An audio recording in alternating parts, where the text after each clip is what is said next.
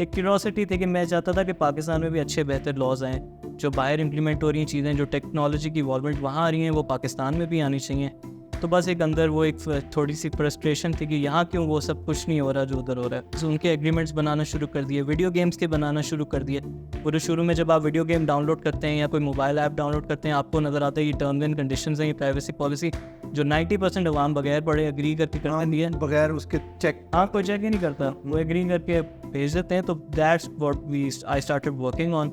ये आर्किटेक्ट्स को भी हेल्प करेगा, इंजीनियर्स को भी करेगा, और ये हर जो है एंटरप्रेन्योर्स को भी हेल्प करेगा, सेल्स पिच लिखने में भी हेल्प करता है। It helps you in everything.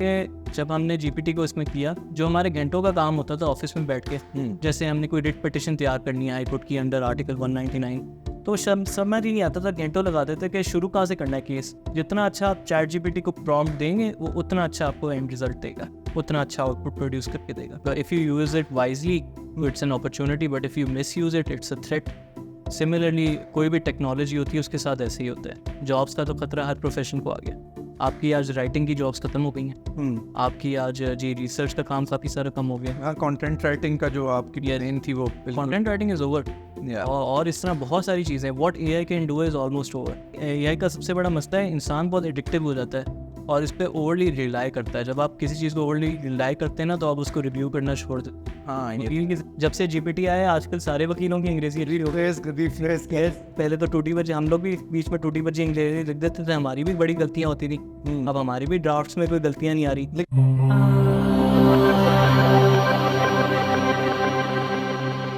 Hello and welcome to another episode of Time Slow Podcast. Today we have with us Adam Jabbar और मोस्टली हम उनसे जो डिस्कस करेंगे उनकी book ChatGPT for lawyers और AI in law. How are you doing Adam? I am doing well जी। मैं Adam और एडम को मिक्स भी करता रहा हूँ। बस ऐसे ही है, पाकिस्तान में आदम चलता है और बाहर एडम चलता है। अ लॉट ऑफ पीपल थिंक जब वो नाम सुनते कि कुछ शायद गोरा निकलेगा, बट आते हैं तो इसी में ही आ जाता था। तो I am doing very well. आप बताएं जी। जी अल्लाह का शुक्र। Thank you so much for being on our show. Thank you so much for inviting. I think time slow is doing a wonderful job. मुझे तो आपके पॉडकास्ट वैसे ही बड़े पसंद हैं and I never knew I'd be a part of your podcast as well. Thank you. आप खुद इतने ज़्यादा एक्साइटेड थे कि to join us same my podcast, और मैं भी था कि मैं चाह रहा था कि बहुत जल्दी जी करें। बिल्कुल। तो बिकॉज यू नो आप टेक पे काम कर रहे हैं, tech law is a totally different field और वेरी इवॉल्विंग फील्ड। हाँ, वेरी इवॉल्विंग। यस। तो जो how did you ended up being a lawyer, पहले तो मैं यहाँ से स्टार्ट करूँगा। Well that's a long story and a long journey. We are a business family. My father was in the construction business और फिर मेरे भाई भी, वो भी बिजनेस ग्रेजुएट्स थे। तो हमारे ख़ानदान में बहुत कम वकील, हार्डली शायद एक और था, एंड फैमिली में तो कोई वकील नहीं था। अच्छा। तो मुझे पता नहीं A-levels के बाद कोई शौक चढ़ गया था वकील बनने का। मैं अपने वालिद साहब के साथ एक दो लॉयर मीटिंग्स पे गया, कॉर्पोरेट लॉयर्स थे कुछ कराची के वो। तो आई वेंट विद हिम। मैंने उनके फ्लैशी ऑफिसेस देखे और मैंने देखा, मैंने कहा अबू ये क्या काम करते हैं? कहते हैं ये जी कॉर्पोरेट लॉयर हैं। मैंने कहा ये ठीक है भाई। तो ये क्या करते हैं? कहते हैं ये डॉक्यूमेंट्स बनाते हैं, ये करते हैं, फाइलिंग शाइलिंग करते हैं, मेरे कंपनी मैटर्स देखते हैं। ऐसे अच्छा, वेल एंड गुड। मुझे फिर मैं आई एक्सप्लोर्ड इट। मैं सूट सीखा, सूट से सारे बड़े इंस्पायर रहा। उसने भी फिर शौक पैदा किया। वकीलों को देखता था ये ब्लैक एंड वाइट का जो हमारा जो सूट्स हैं, और ये मुझे बड़े अपील करते थे, बड़े फैसिनेट करते थे। अच्छा। तो I decided to go for this profession. A-levels किया, खैर हमारी फैमिली मूव हो गई दुबई, और उसके बाद I had to take admission in the university. पता चला जी UAE में जो है वो उस टाइम पर, I don't know what's right now, कि उस टाइम पर जो इमराती हैं वहाँ के लोकल नेशनल्स, वही लॉ करके वहाँ प्रैक्टिस कर सकते हैं, फॉरेन नेशनल नहीं कर सकता। अच्छा। तो मैं बड़ा उस वक्त हार्ट ब्रोकन सा हो गया। मैंने कहा ये क्या यार, ये तो मेरा पैशन था, मैंने बड़ी तैयारी की हुई थी, पीछे भी लॉ के ये सब्जेक्ट्स लिए हुए थे। So what is this, what would I do? तो खैर फिर मैंने कहा चलो कुछ तो पढ़ना ही है। I went for a BBA to Heriot Watt University, वहाँ पे उनका दुबई कैंपस भी है। तो 3-4 साल BBA किया। आई जॉइंड फैमिली बिजनेस, हमारी परफ्यूम की फैक्ट्री थी वहाँ पे। तो we started manufacturing perfumes. So काम शाम में लग गए, काम धंधे में। Came back to Pakistan for family business की वजह से। 2017 में फिर मास्टर्स करना था। सब ने कहा जी MBA कर लो, ये कर लो, वो कर लो। बहरिया गया, नस्ट किया, लम्स किया एडमिशन के लिए। तकरीबन तैयारी हो गई, फॉर्म शॉर्म सब हो गए। एक दिन कोई एजुकेशन एक्सपो, ये जो लगते हैं पाकिस्तान में, डॉन वालों ने शायद लगाया हुआ था, तो वैसे ही एक्सीडेंटली चला गया with my sister. She is a dentist, तो उसने कहा चलो तुम भी चलो, मैंने कहा ओके। तो वहाँ पे ये यूनिवर्सिटी ऑफ लंदन वाले आए हुए थे, तो उनकी वो जो कोई आई हुई थी, क्या नाम है, उनकी लेक्चरार कोई आई हुई थी, तो उससे गपशप लगी। तो वो कहती क्या करते हो, मैंने कहा इस तरह मेरी स्टोरी थी, I always wanted to become a lawyer, अब तो मेरी शायद लगता है उम्र निकल गई है, अब तो मास्टर्स करना है, तो अब कहाँ से। तो कहती कि तुमने कहाँ से BBA किया है? सर मैंने हैरी पॉटर से किया। कहती वो UK की यूनिवर्सिटी है? Sir yes. तो कहती अगर तुम्हारी वहाँ की डिग्री तुम भेजो हमें, तो अगर तुम्हारे क्रेडिट्स एक्सेप्ट हो गए तो हम तुम्हें 2 साल में LLB करा देंगे, तुम्हारा MBA भी उतने में ही होता है। अच्छा। आई सेड अच्छा, ये तो बहुत अच्छी डील है। तो फिर आई सेंड माई डॉक्यूमेंट्स वगैरह सारा उनको एडमिशन के लिए मैंने किया। तो खैर my application got accepted and I entered for a 2-year LLB programme. तो इसी तरह एक्सीडेंटली मैं फिर लॉ प्रोफेशन में इस तरह स्टार्ट हो गया, मेरी स्टडी स्टार्ट हो गई, आई ग्रेजुएटेड। और जो है that was I graduated in 2018। तो उसके यस फिर उसके बाद मुझे थोड़ा सा I was incline towards the corporate sector. मेरी फैमिली भी बीइंग अ क्रिमिनल लॉयर इतना एथिकल कंसिडरेशन उसकी अपनी एक परसेप्शन थी, उनको पसंद नहीं था। एफिडेविट्स भी साइन करने पड़े। हाँ, तो उन्होंने कहा जी आप एक एफिडेविट साइन करें। मेरी अम्मी ने कहा कि तुम वो वाले वकील नहीं बनोगे, तुम वही कॉर्पोरेट वकील बनोगे जिसका साफ सुथरा काम। मैंने कहा साफ सुथरा तो सारे करते थे, good and bad people everywhere, but she said कि नहीं भाई तुमने ये करना है। Said okay. तो फिर मैंने मेरा कंपनी लॉ में अच्छा स्कोर आ गया। अच्छा। तो यूनिवर्सिटी ऑफ लंदन वालों ने ही मेरी बिजनेस प्लेसमेंट करा दी इन ऑर्डिग्नम एंड कंपनी, पाकिस्तान की काफ़ी मशहूर लॉ फर्म है इन द कॉर्पोरेट सेक्टर। तो आई स्टार्टेड वर्किंग देयर। तो कॉर्पोरेट का काम शाम किया तो थोड़ा सा बोरिंग लगा कि पूरे दिन लैपटॉप पे बैठ के काम करना है। मैंने कहा थोड़ा लिटिगेशन का भी एक्सपोजर होना चाहिए, थोड़ा कचहरियों में जाएँ, अदालतों में जाएँ, पता तो चले कि अदालतें क्या करती हैं। तो I join mister Ahmad Raza Khan Kasuri, who is a politician and law maker as well, lawyer as well. उनके साथ मैंने 2-3 साल काम किया and he is my mentor and my teacher. He taught me how to talk, how to contest a case, how to. Are you confident या शुरू से? I was not very confident पहले। अच्छा। मैं समझता हूँ I was an introvert earlier. पहले मैं थोड़ा सा झिझकता था, थोड़ा सा I was a bit shy. But इस प्रोफेशन में आने के बाद और मेरे जो उस्ताद हैं कसूरी साहब, जिस तरह उन्होंने मुझे ट्रेन किया, सिखाया, I think I am more confident and now I know how to talk. उन्होंने मेरे पे बड़ी मेहनत की हुई है। तो फिर मैंने अदालतों में जाना स्टार्ट कर दिया। मुख्तलिफ शुरू में तो आप हर किस्म के केसेस लेते हैं, आप सिविल लिटिगेशन भी कर रहे होते हैं, आप क्रिमिनल भी कर रहे होते हैं, आप जी खुला के केसेस भी ले रहे होते हैं, आप सक्सेशन के भी कर रहे होते हैं। शुरू में तो देयर इज़ नो चॉइस, ये नहीं कि आप शुरू में ही आप कॉर्पोरेट में चले गए, you have to go through that. हमारा 6 ईयर्स का अप्रेंटिस पीरियड होता है, उसके अप्रेंटिसशिप पीरियड, जिसके बाद हमारे पास लोअर कोर्ट का लाइसेंस आता है। तो वो आ गया, डिस्ट्रिक्ट कोर्ट का आ गया, फिर 2 साल के बाद हाई कोर्ट का होता है, इस तरह चलते रहे। फिर I work with him for around 3 years। उसके बाद मेरा हाई कोर्ट का भी लाइसेंस आ गया। I started appearing before the Islamabad high court. तो कसूरी साहब थोड़ा से बुजुर्ग हो गए और उन्होंने प्रैक्टिस छोड़ दी। Then he said I have trained you very well, now you should go independent. तो फिर मैंने इंडिपेंडेंट प्रैक्टिस स्टार्ट कर ली और यहाँ मुफ्ती लॉ है। Then I started, I joined them and फिर मैंने उनके साथ पार्टनरशिप कर ली। फिर मैंने दोबारा कॉर्पोरेट सेक्टर पे ज़्यादा फोकस किया। I started arbitration, civil litigations, government weds वगैरह, जो मर्जर्स एंड एक्विजिशंस पे काम किया, सब पे किया, जो हमारे पास कॉन्ट्रैक्ट्स बनाना शुरू किए। फिर जो है ये टेक की से आना शुरू हो गई चीज़ें। GDPR मुझे बड़ा फैसिनेट करता था, टेक के लॉज बड़े फैसिनेट करते थे। पाकिस्तान में मुझे एक क्यूरोसिटी थी कि मैं चाहता था कि पाकिस्तान में भी अच्छे बेहतर लॉज आएँ, जो बाहर इम्प्लीमेंट हो रही हैं चीज़ें, जो टेक्नोलॉजी की इवॉल्वमेंट वहाँ आ रही हैं, वो पाकिस्तान में भी आनी चाहिए। तो बस एक अंदर वो एक थोड़ी सी फ्रस्ट्रेशन थी कि यहाँ क्यों वो सब कुछ नहीं हो रहा जो उधर हो रहा है। तो खैर मैंने फिर बाहर की मार्केट एक्सप्लोर करना शुरू कर दी। लोग कहते हैं जी कि आपको पाकिस्तान में कोई काम नहीं है, कोई अपॉर्चुनिटी नहीं है, आपको बाहर जाना पड़ेगा to get all those opportunities. तो मैंने कहा ऐसा तो नहीं है, मैं अपनी फैमिली की कुछ कमिटमेंट्स और बिजनेस कमिटमेंट्स की वजह से बाहर तो नहीं जा सकता था। तो आई डिसाइडेड कि मैं यहीं से बैठ के वहाँ का एक्सपोजर लूँ and I start getting clients from there और देखूँ वो लोग क्या करते हैं, कि US की मार्केट कैसी चलती है। तो आप उनको रीच आउट बाहर कैसे किया आपने? दैट्स समथिंग मैंने सबसे पहले जी कोर्सेज देखना शुरू किया। मैंने कहा पहले before I enter that market मैं वहाँ पढ़ाई स्टार्ट करूँ कि वो लोग क्या करते हैं। ठीक। तो उस वक्त हार्वर्ड यूनिवर्सिटी एक कोर्स ऑफर कर रही थी, कंप्यूटर साइंस फॉर लॉयर्स।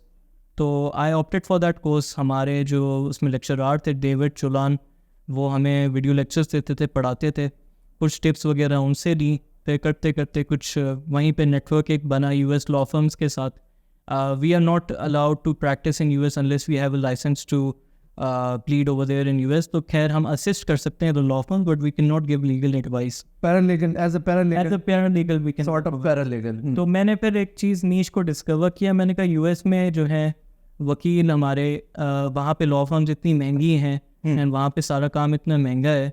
जिस तरह एक सॉफ्टवेयर हाउस ऑपरेट करता है कि वहाँ से काम पकड़ा और पाकिस्तान में एट अ लोअर कॉस्ट करवा लिया, तो मैंने कहा the same thing could be interpreted in Pakistan as well. तो मेरी साथ साथ अपनी जनरल प्रैक्टिस भी चलती रही. तो मैंने एक अपना नया वेंचर बनाया आदम लीगल टेक के नाम से. अच्छा. And I launched it over there. Then I started working with US law firms जो अपना काम आउटसोर्स करना शुरू हो गई. So we started doing research for them, we started drafting contract for them. उनके लिए हम ऐसा ऐसा काम करना शुरू हुए. करते करते पता चला जी इन डिमांड सबसे ज़्यादा वहाँ भी चल रहा है data protection and privacy compliance. जो EU है वहाँ पे चल रहा था GDPR जो उनका डेटा प्रोटेक्शन लॉ है, और US में चल रहा था CCPA. ठीक है, वहाँ पे इन दोनों लॉज के मुताबिक वहाँ पे कंप्लायंस होती है. और भी मुल्क अभी लेजिस्लेट कर रहे हैं. Pakistan is also about to do it which we will discuss in this podcast as well. तो वहाँ पे ये चल रहे थे. That means that every website over there और every company that collects data of user, कोई भी इंसान का डेटा जो कलेक्ट होता है he must comply with specific laws. तो उसके लिए प्राइवेसी पॉलिसीज़ वगैरह बनती थी एंड ऑल दैट. मैंने वो बनाना शुरू करते हैं. फिर करते करते SaaS software as a services उनके एग्रीमेंट्स बनाना शुरू कर दिए. वीडियो गेम्स के बनाना शुरू कर दिए.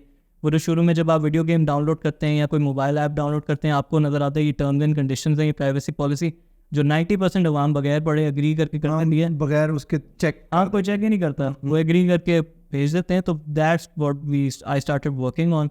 करते करते इस तरह टेक फील्ड में घुसते रहे, साथ में अपनी प्रैक्टिस चलती रही.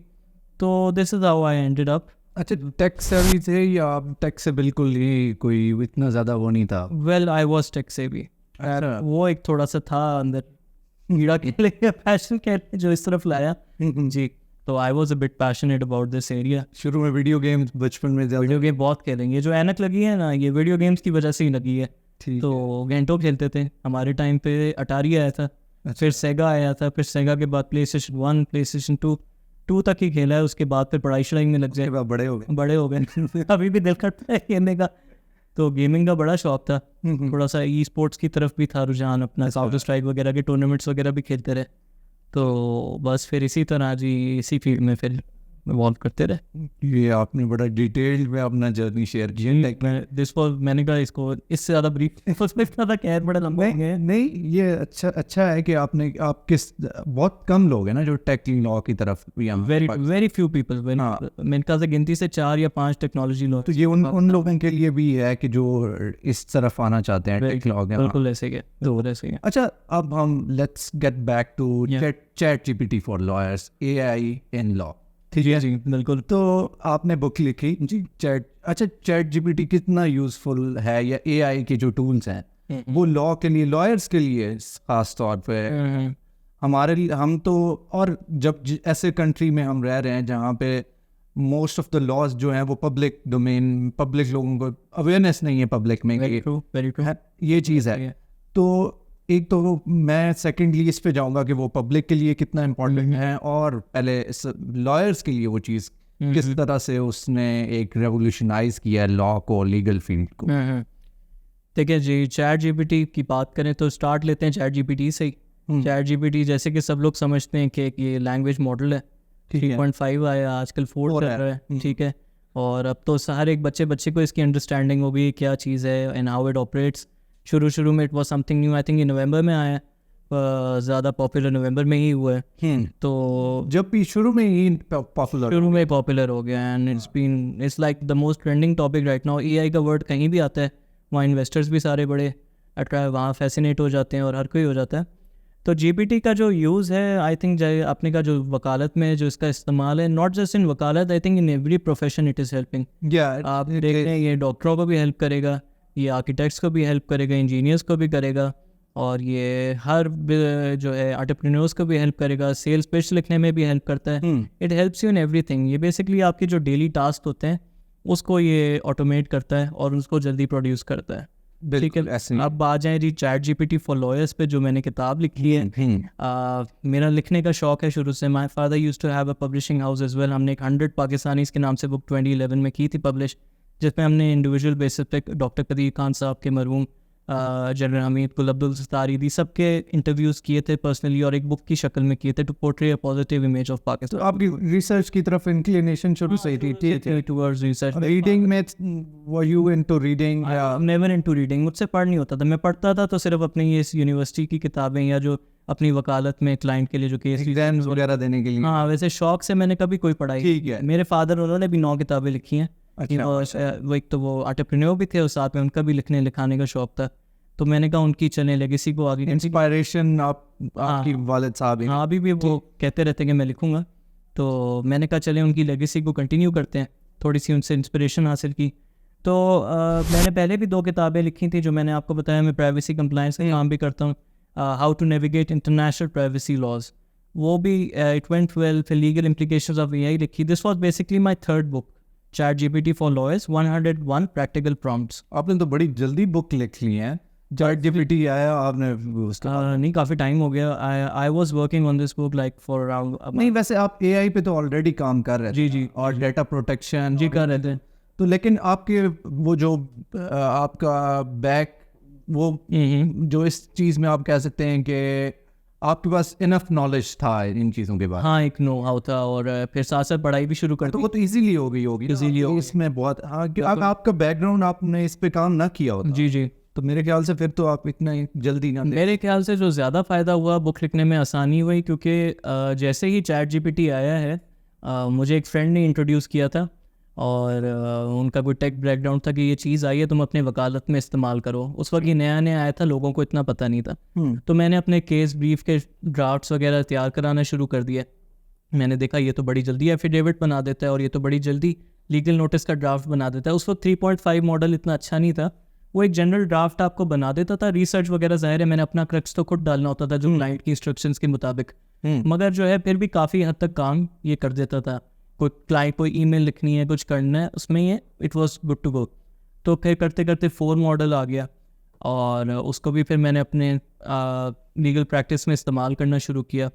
तो फिर मैंने आई रियलाइज़ कि जब हमने GPT को इसमें किया, जो हमारे घंटों का काम होता था ऑफिस में बैठ के, जैसे हमने कोई रिट पिटिशन तैयार करनी है हाई कोर्ट की अंडर आर्टिकल 199, तो समझ ही नहीं आता था, घंटों लगाते थे कि शुरू कहाँ से करना है केस, कहाँ से प्लीड करना है। क्योंकि आपको पता है ड्राफ्टिंग का, लॉयर का 2 चीज़ें अच्छी होनी चाहिए।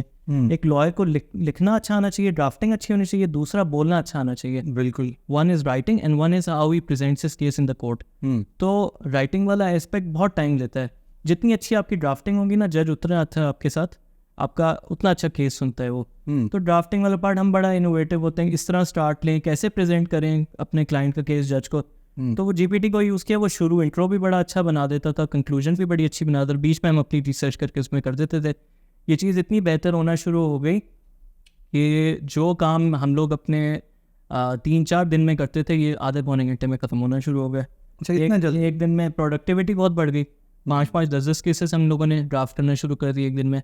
जो लीगल नोटिस हफ्तों से पड़े थे, वो उनके जवाब हमने एक दिन में सबके रिप्लाईज बनाना शुरू कर दिए। तो हमने कहा this is something very useful. तो फिर एक दिन मैं रात बैठा था, तो मैंने कहा why not make a list of prompts. तो बेसिकली जो GPT की जो लैंग्वेज मॉडल है वो प्रॉम्प्ट समझता है। प्रॉम्प्ट्स को आसान लफ्ज़ों में ऑडियंस के लिए मैं कहूँगा ज़बान। जैसे हमारी एक ज़बान है, हम वेटर को कहते हैं यार ये तुम चाय ले आओ, तो वो चाय ले आता है, हम इनपुट दे रहे हैं, so the output is that he brings the चाय। ठीक है। वो बेसिकली हम प्रॉम्प्ट दे रहे हैं। उसी तरह ChatGPT का भी प्रॉम्प्ट है। जितना अच्छा आप ChatGPT को प्रॉम्प्ट देंगे, वो उतना अच्छा आपको एंड रिजल्ट देगा, उतना अच्छा आउटपुट प्रोड्यूस करके देगा।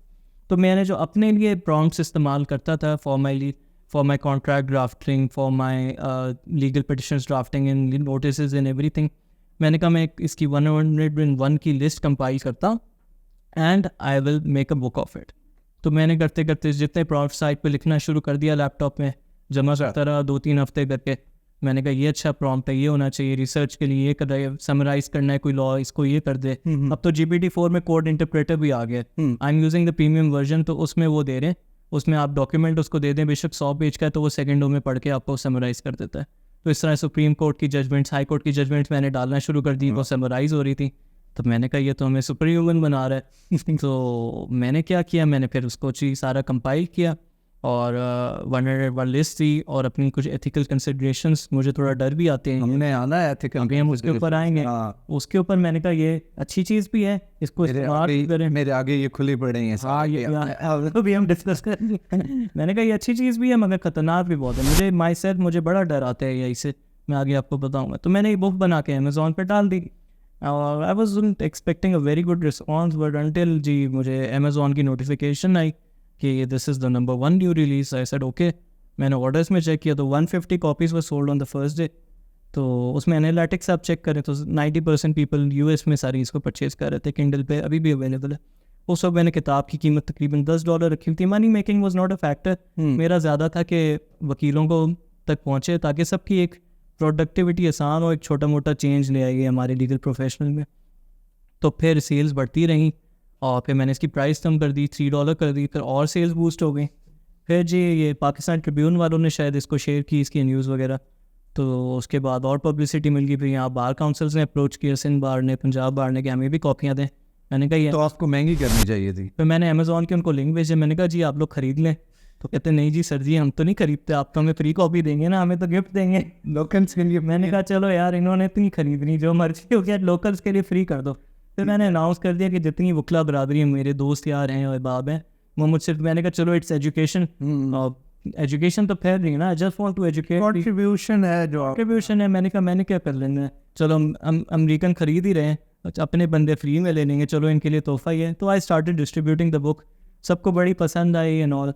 तो करते करते जी अभी अल्हम्दुलिल्लाह नंबर 1 रैंक कर रही है वो ऑफिस टेक्नोलॉजी कैटेगरी में अमेज़ॉन पर।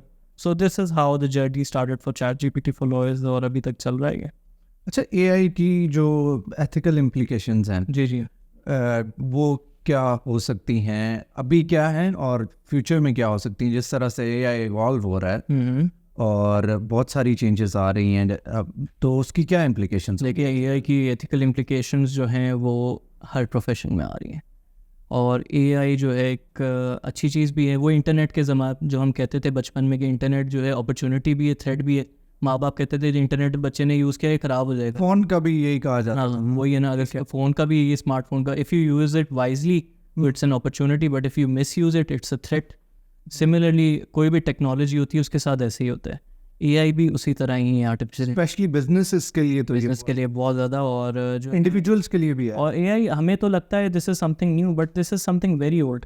जो 1929 में एक जापानीज़ बंदे ने सबसे पहला रोबोट बनाया, ठीक है, वो भी आप कैलकुलेटर ले लें, वो भी आर्टिफिशियल इंटेलिजेंस के ऊपर बेस करता है। आप अपनी जो है कैलकुलेशन देते हैं तो वो बेसिकली मशीन लर्निंग आपका इनपुट लेता है और अपना खुद डिसीजन लेता है। ये फास्ट हो गया और बिग डाटा को ये एग्जैक्टली वो कर सकता तो है। खतरनाक है। एआई पे बाहर तो बहुत पहले से काम हो रहा है, हमें तो अब अवेयरनेस मिली है पिछले 1-2 सालों में। 2011 में इलॉन मस्क ने जी ओपन लेटर लिखा था टू द गवर्नमेंट कि जितने ऑटोनमस वेपन्स बन रहे हैं एआई के ऊपर जो ऑपरेट करेंगे उसको आप सबको बैन कर दो, it's gonna be very dangerous. हो ये भी हो सकता है कोई एआई न्यूक्लियर वॉर छिड़ जाए या कुछ ऐसे हो जाए, तो इसकी ख़तरनाक चीज़ है। Coming to the implications of AI on the legal profession, ठीक है जी, पहले जनरल ले लें, जॉब्स का तो खतरा हर प्रोफेशन को आ गया। आपकी आज राइटिंग की जॉब्स खत्म हो गई हैं, आपकी आज जी रिसर्च का काम काफ़ी सारा कम हो गया। हाँ, कंटेंट राइटिंग का जो आपकी डोमेन थी वो कंटेंट राइटिंग इज़ ओवर। और इस तरह बहुत सारी चीज़ें, what AI can do is almost over, और it is replacing a lot of professions. लोग नहीं कहते, लोग बहुत सारे आर्ग्यू करते हैं कि जी ये ह्यूमंस को रिप्लेस नहीं कर सकता, but in many areas of practice ये कर रहा है। अब आ जाए लीगल प्रोफेशन पे भी यही मसला आएगा और अभी आ रहा है। अब फॉर एग्जांपल आपने अपनी लॉ फर्म में 5 एसोसिएट्स बिठाए हुए, 3 का काम था कि उन्होंने पूरे दिन बैठ के केस तैयार करना है। अब उनको भी हम वही इनपुट देते थे कि आपने क्लाइंट इसी तरह आप जीपीटी को ट्रेन कर दें, आप किसी एआई मॉडल को ट्रेन कर दें मेरे लिए इसी तरह का केस तैयार कर दो, वो तो आपको चंद सेकंडों में कर देगा। तो वो जो 3 एसोसिएट्स को आपने रखा हुआ है उनका फिर क्या काम? उनकी तो छुट्टी। अच्छा, बाकी 2 का जाए। अभी जो है इम्प्लीकेशंस एआई के क्या आ रहे हैं, AI is very bad at research right now. वो रिसर्च बिल्कुल अच्छी नहीं करता और इनएक्यूरेट इन्फॉर्मेशन प्रोड्यूस कर रहा है जो लोगों को नहीं पता। इसमें अभी रिसेंटली केस आया है यूनाइटेड स्टेट्स में। अमेरिका में एक वकील है, उन्होंने सोचा मैं जीपीटी से केस तैयार कराऊंगा, लड़के आ जाऊंगा, जीत जाऊंगा, बड़ा अच्छा हो जाएगा। ठीक है। हमारे कानून में आपको पता है केस लॉस होते हैं, केस लॉस के ऊपर भी हमारा केस डिपेंड करता है। जो जुडिशल डिसीजन हुए में एक प्रेसिडेंट सेट हुए होते हैं, उसके मुताबिक जी जज साहब similar facts of the case को देख के उसके मुताबिक के अगर ए वर्सेस बी में ये फैसला हुआ था और ये इस केस पे भी अप्लाई करता है, तो ऑलमोस्ट सेम फैसला उसमें भी आसान। हाँ, वो ये देखा जाता है प्रेसिडेंट्स हम लोग देखते हैं। तो वो केस लॉ रिसर्च का काम बड़ा मुश्किल होता है। असल में आर्ट वकील का ही होता है, वो कितने अच्छे केस लॉज ढूंढता है और वो कैसे लिंकअप करता है दूसरे केस को। अब वो जो अमेरिका में वकील साहब थे, वो गए, कहते हैं ये तो आसान हो गया काम जी, हज़ारों डॉलर लिया गया क्लाइंट से, जीपीटी से केस तैयार करवाया और फाइल कर दिया। अच्छा, अब जब वो केस आर्ग्यू कर रहे हैं, जज साहब आपको बता रहे हैं जी ए वर्सेस बी में ये हुआ था, बी वर्सेस सी में ये हुआ था, डी वर्सेस ई में ये उसमें लिखा था ऐसे। अच्छा, जज साहब बेचारे बैठे हुए अमेरिका में, वो ढूंढ रहे हैं जी यूएस में कौन सा केस है भाई, ये किधर हुआ है, सारा कुछ। वो बेचारे घंटों बैठे रहे अपने देखी जाए।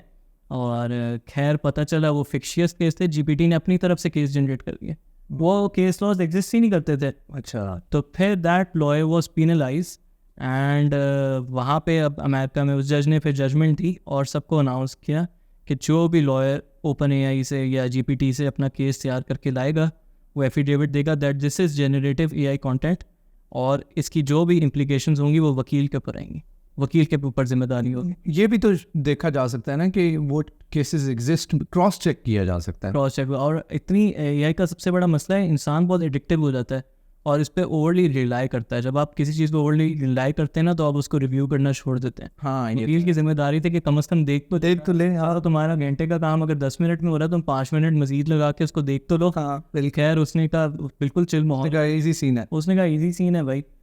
तो वहाँ पे अभी इस तरह की नई नई चीज़ें इवॉल्व आ रही हैं।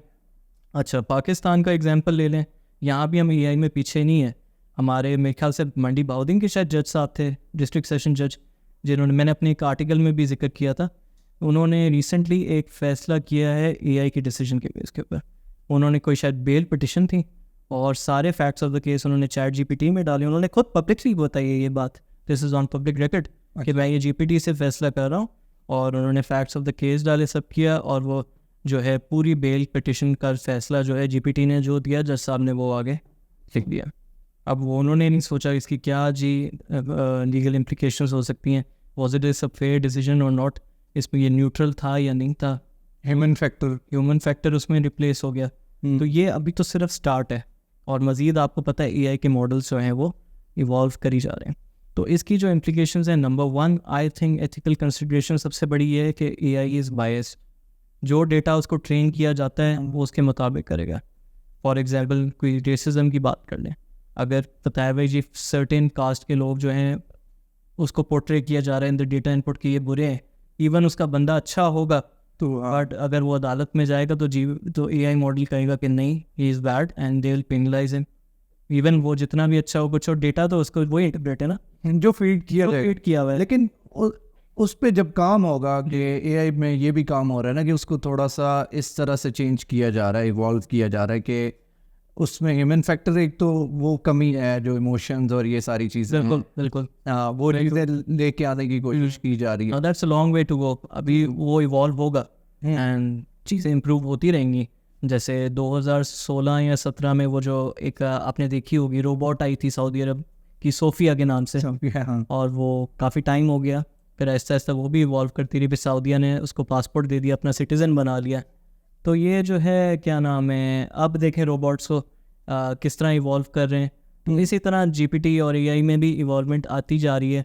अमेरिका में हाल में ये कंपनी आई है डू नॉट पे के नाम से, क्या वकीलों को पैसा ना दो, डू नॉट पे.com पे जाओ, अकाउंट बनाओ, उनकी नॉमिनल सी फीस है $30-40 महीने की, वो दो, एंड हम आपको ऑटोमेटिकली सारे केसेस खुद ही तैयार कर देंगे। आप इन पर्सन जाके लड़ लें, टिकट का केस हो, जो बेसिक केस हो, जैसे आपकी गाड़ियों की ट्रैफिक फाइन्स हैं, ये हैं वो है, उनकी ऑटोमेटिक पिटिशंस बना देंगे, आप लेकर जाएं, बजाय वकील को $1000-2000। डॉक्यूमेंट्स के लिए भी बहुत सारी ऐसी वेबसाइट्स हैं, जैसे कि रॉकेट लॉयर है, रॉकेट लॉयर भी है, यस, रॉकेट लॉयर से आपको बहुत डॉक्यूमेंट्स मिल जाते हैं। फिर एक लॉ इनसाइडर है, वहाँ से आपको बहुत कुछ मिल जाता है। तो ये सारी चीज़ें आई जा रही हैं जल्दी जल्दी। एक केस नेक्स्ट आ रहा है यूएस में, जो आपकी लीगल रिसर्च करके देगा आपको, वही जो मैंने आपको केस लॉ रिसर्च का पहले एग्जांपल दिया। अच्छा, केस लॉ रिसर्च पे काम होना शुरू हो गया। I myself am working on this project for Pakistan. मेरा भी एम यही है कि if we want to implement AI in the judiciary in Pakistan, in the सारे केसेस को डिजिटलाइज किया जाए, सारी जितनी हमारी जजमेंट्स आ रही हैं उसको डिजिटलाइज किया जाए, एंड हम एआई को वो डेटा फीड करें, and case law research rather than आप किसी जूनियर एसोसिएट को बोलें कि मेरे लिए केस ढूंढ के दो, we can simply just tell the AI that we want this case, these are the facts and this is the case we want, तो AI उसी के मुताबिक One click you will have one click research करके दे देगा। तो ये basically I think AI का सबसे ज़्यादा फ़ायदा टाइम सेविंग में, प्रोडक्टिविटी बूस्ट करता है, आपकी कॉस्ट कट करता है, सारे वकीलों की हम सबका टाइम कट कर देता है, और ये अंग्रेज़ी में अच्छी लिखता है। जब से GPT आया आजकल सारे वकीलों की अंग्रेज़ी अच्छी हो गई। पहले तो टूटी बची, हम लोग भी बीच में टूटी बची अंग्रेज़ी लिख देते थे, हमारी भी बड़ी गलतियाँ होती थी।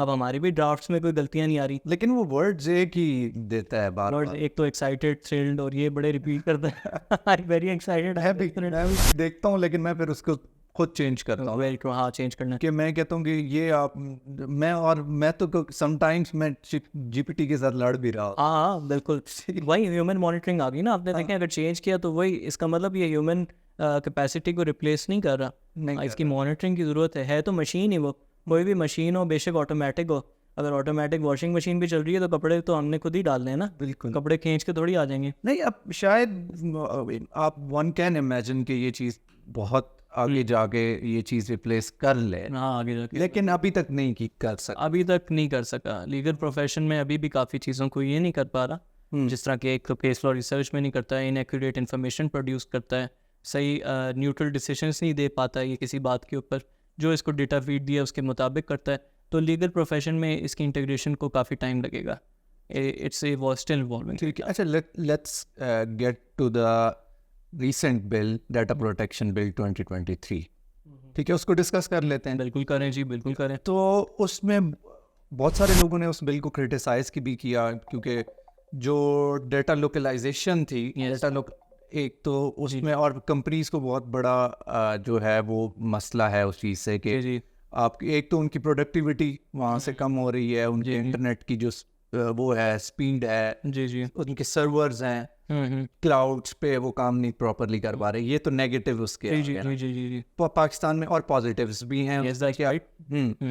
तो how do you see this, जो ये चेंज है या जो ये बिल लाया गया है? जी जी, देखिए डेटा प्रोटेक्शन जो है पाकिस्तान में, आप कह लें कि पहला तो नहीं, हमारे पहले इलेक्ट्रॉनिक ट्रांजैक्शन ऑर्डिनेंस भी आया था 2002 में, और prevention of electronic crimes act 2016 is the base law जो साइबर क्राइम्स, डेटा प्रोटेक्शन और इन साइबर लॉज को रेगुलेट करता है।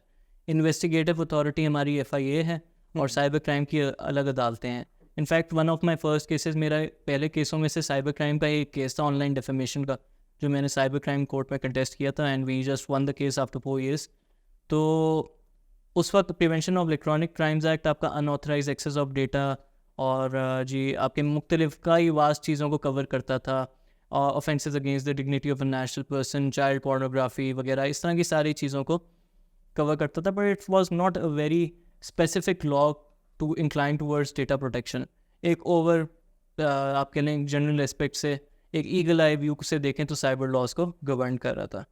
तो ये जो पर्सनल डेटा प्रोटेक्शन आ रहा है, ये this is a similar law to the GDPR in EU, general data protection regulation. ये उससे मिलता जुलता है काफ़ी, और this aims at the data protection of the consumers, and this holds the companies and the data collectors accountable for the breach of data, जो पाकिस्तान में इस वक्त इतना नहीं है। ठीक है, इसमें होता ये है, जैसे फेसबुक का मैं आपको एग्जांपल दे दूँ, रिसेंटली हुआ जहाँ उनका डेटा ब्रीच हुआ या डेटा ट्रांसफ़र हो गया था outside the US to EU, जिसमें उन्होंने प्रॉपर उसकी कंप्लाइंस नहीं की हुई थी, तो फेसबुक को अनफॉर्चुनेटली $1.5 अरब का फ़ाइन मिल गया। कैम्ब्रिज एनालिटिका भी, कैम्ब्रिज एनालिटिका का भी हुआ। तो सिमिलरली पाकिस्तान में वही उसी तरह के कवानीन आ रहे हैं, जो पर्सनल डेटा प्रोटेक्शन बिल जो अभी फेडरल कैबिनेट ने अप्रूव किया है, जो आगे नेशनल असेंबली लेजिस्लेट कर देगी, तो वो बेसिकली फोकस करेगा कि हमारे कंज्यूमर डेटा, यूज़र डेटा को प्रोटेक्ट करने के लिए।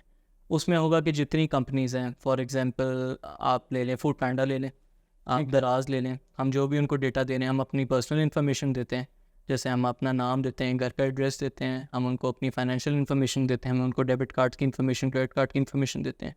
अब फॉर एग्जांपल के दराज में किसी एम्प्लॉय की नीयत ख़राब हो गई and he decides to sell that data और शेयर, और ना भी ख़राब हुई, अगर कोई साइबर अटैक हो गया दराज के ऊपर और वो डेटा सारा लीक हो गया and it's available on the dark web, तो इसका जो ज़िम्मेदार होगा वो दराज.pk होगा अकॉर्डिंग टू दिस लॉ। और अगर non compliance to the law होगी, तो अभी जो बिल लेजिस्लेट नहीं हुआ, but I have read the draft, उसमें पेनल्टीज $2.5-3 लाख की हैं अच्छा, इतनी पाकिस्तान में, जो पाकिस्तानी तकरीबन 8 से 10 करोड़ रुपए बनते हैं, 7, 8, 10 करोड़। तो मेरे हिसाब से पाकिस्तान में इस वक्त कोई कंपनी नहीं है जो इस वक्त डेटा कंप्लायंस कर रही है। Once this law is legislated तो फ्लड गेट्स खुल जाएंगे लॉ सूट्स के। ये तो इसकी तो फिर इन्होंने डिसाइड किया ये लोग अलग अदालत बनाएंगे, वो होगी NDCP के नाम से। अच्छा, अलग अदालतें बनेंगी जो इन केसेस को देखेगी, सिविल कोर्ट्स की तरह। सिविल कोर्ट्स की तरह। ठीक है। तो जैसे साइबर क्राइम कोर्ट भी है, स्पेशल कोर्ट्स, इनको हम स्पेशल कोर्ट्स भी कहते हैं। अच्छा, तो उसी तरह ये एक स्पेशल कोर्ट्स बन जाएंगी जो इन मैटर्स को देखेंगी। तो मेरे हिसाब से तो अभी इट्स टू अर्ली। या तो पाकिस्तान में पहले अवेयरनेस फैलाई जाए, फिर उसके बाद ये लॉ लेजिस्लेट किया जाए। अगर फौरी से कर देंगे तो मेरे ख्याल से ऑलरेडी आप इन्वेस्टमेंट्स आपके पास नहीं है, बिल्कुल ऐसे ही है। ये तो भाग जाएंगे। हाँ, पहली इन्वेस्टमेंट नहीं है। इस पे जो सबसे ज़्यादा क्रिटिसिज्म आया वो AIC का आया, एशियन इंटरनेट कोalition का। वो इसी पे ये है, थोड़ा सा जो हमारा ड्राफ्ट बिल है ना, थोड़ा सा सख्त है। वो ट्रांसफ़र ऑफ डेटा जो है ना, फॉर एग्जांपल यहाँ पे कंपनी है, ठीक है, अब अमेरिका में उसका सर्वर है, ट्रांसफ़र ऑफ डेटा अगर वहाँ पे होता है या किसी थर्ड पार्टी को होता है तो उसका मैकेनिज़्म जो है ना इस ड्राफ्ट में थोड़ा सा वेग किस्म का है। उस पर नॉन कंप्लाइंस बिला वजह हो सकती है, तो जिसकी वजह से गूगल, फेसबुक और ये सारे इस बिल से बड़े परेशान हैं कि पहले ही पाकिस्तान में एक तो जो है काफ़ी स्ट्रिक्टनेस है PTA की तरफ से, freedom of speech and expression भी काफ़ी थोड़ी लिमिटेड किस्म की है। खैर उस पर भी रिफॉर्म्स गवर्नमेंट काम तो कर रही है, बट जो है ये कंपनी जितनी हमारी टेक कंपनीज हैं ये तो इफेक्ट होंगी। Every company will have to do compliance, खर्चा बढ़ जाएगा सबका, सबको वकील हायर करना पड़ेगा। और फिर AI, where would the AI come in? इसमें AI जी अभी तो नहीं आएगा उधर। AI को फिट किया जा सकता है कि AI को सिखा दे, थोड़ा बहुत कर ले कि कंप्लायंस अवेयरनेस दे दे लोगों को, एक जनरेट कर दे कंटेंट कि किस तरह कंप्लायंस करनी है। प्राइवेसी कुकी पॉलिसी फिर पाकिस्तान में भी बनना शुरू हो जाएंगी। बाहर की कंपनियों को जो पाकिस्तान से डेटा कलेक्ट कर रही हैं उनको भी फिर इस लॉ के मुताबिक कंप्लायंस करनी पड़ेगी। एक certain amount of user data, जैसे फॉर एग्जांपल अगर US की यूज़र्स हैं और या US की कंपनी है जो यूरोपियन यूनियन वहाँ में किसी स्टेट से डेटा, अच्छा खासा डेटा कलेक्ट कर रही है यूज़र्स का, तो उस US कंपनी को भी GDPR से कंप्लाई करना पड़ता है। अब जैसे Facebook is based in USA, but fine उसको GDPR से मिला है, EU से, यूरोपियन यूनियन से मिला, it's not based over there. तो इसी तरह बाकी कंपनीज को पाकिस्तान के साथ कंप्लाई करना पड़ेगा इस बिल। अच्छा, तो ये एक बेसिकली ये तो चैलेंज भी है ना। चैलेंज है। आई डोंट नो जब ये लेजिस्लेट होगा कि क्या हमारे जो गवर्नमेंट ऑफिसर्स हैं आगे कॉम्पिटेंट लोगों को लाएं, प्रॉपर उनको ट्रेन करें, तो फिर ये जाके लॉ इफेक्टिव होगा और सही प्रॉपरली एग्जीक्यूट होंगी इसमें चीज़ें। अगर इसमें प्रॉपरली ट्रेन लोग नहीं आ रहे, क्योंकि बड़ी टेक्निकल किस्म की फील्ड है, बहुत टेक्निकलिटीज इन्वॉल्व, तो भी ये डिजास्टर है।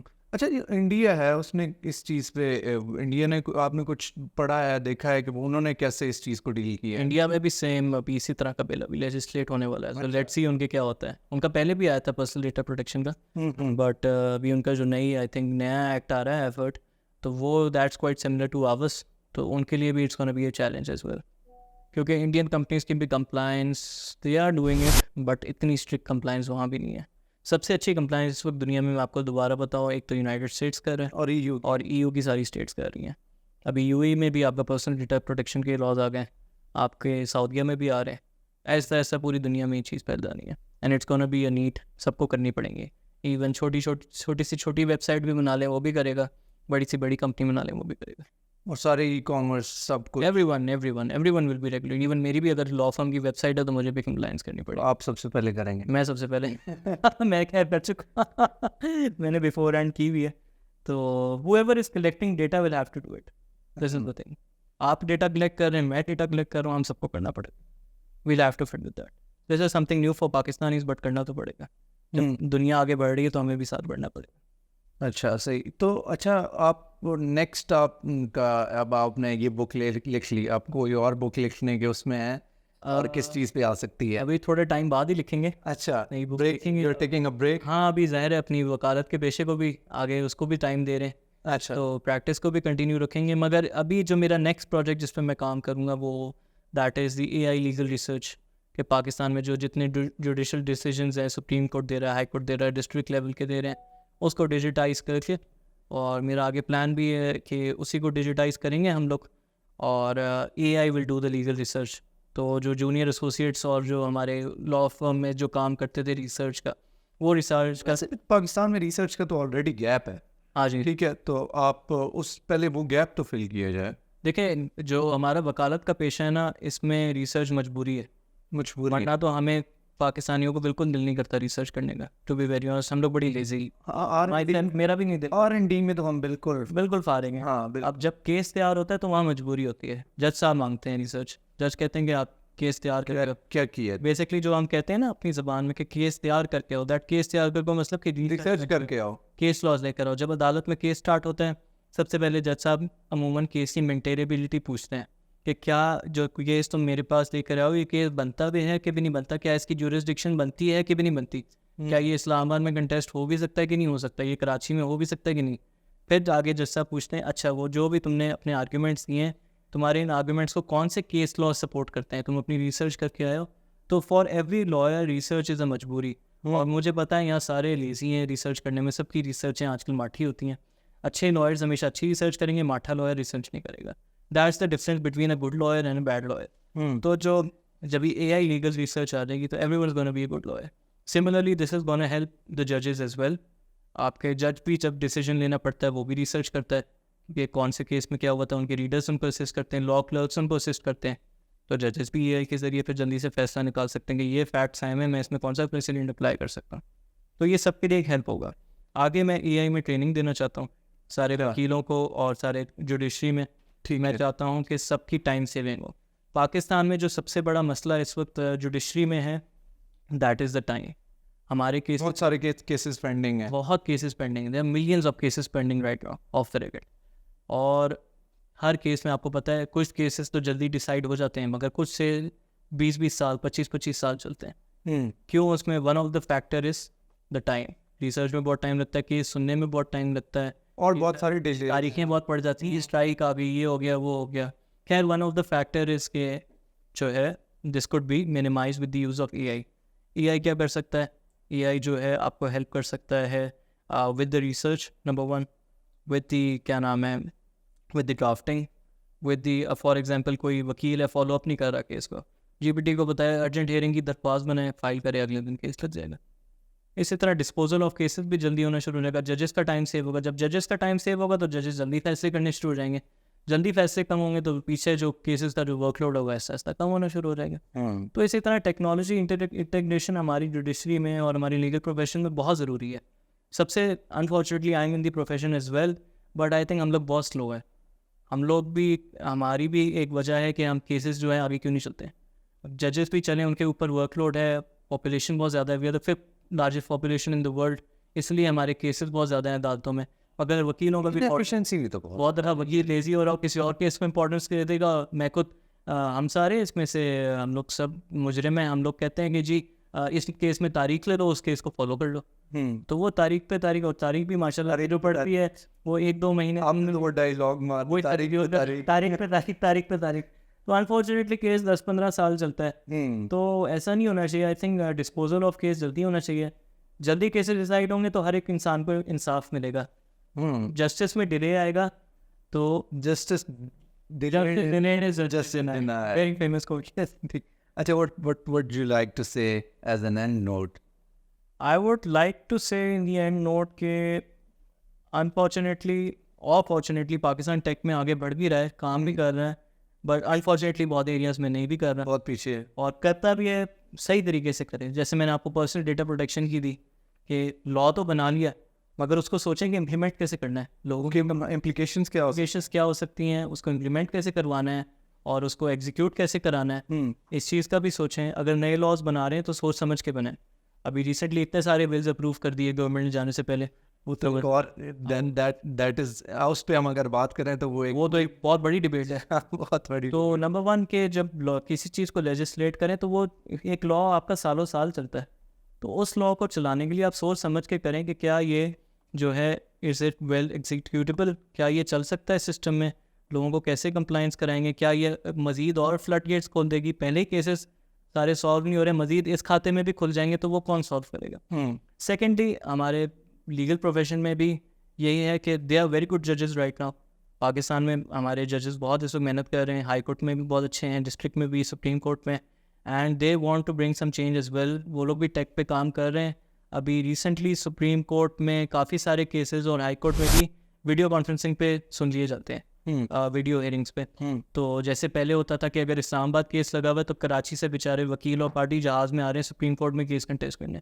तो अब जो हैं चीफ जस्टिस साहब या कोई भी सुप्रीम कोर्ट के जस्टिस ऑनरेबल, तो वो वीडियो कॉन्फ्रेंसिंग पे सुन लेते हैं। तो देखें ये भी टाइम सेविंग, ये भी टाइम कटिंग और ये कॉस्ट कटिंग, पार्टीज़ के लिए भी आसानी, वकील के लिए आसानी, जज के लिए भी आसानी।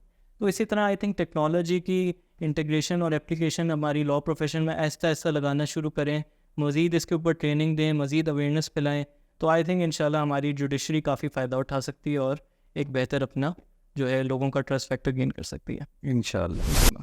Thank you Adam, thank you for taking your time. My pleasure जी, एंड थैंक likewise जी, thank you for inviting me as well. Thank you.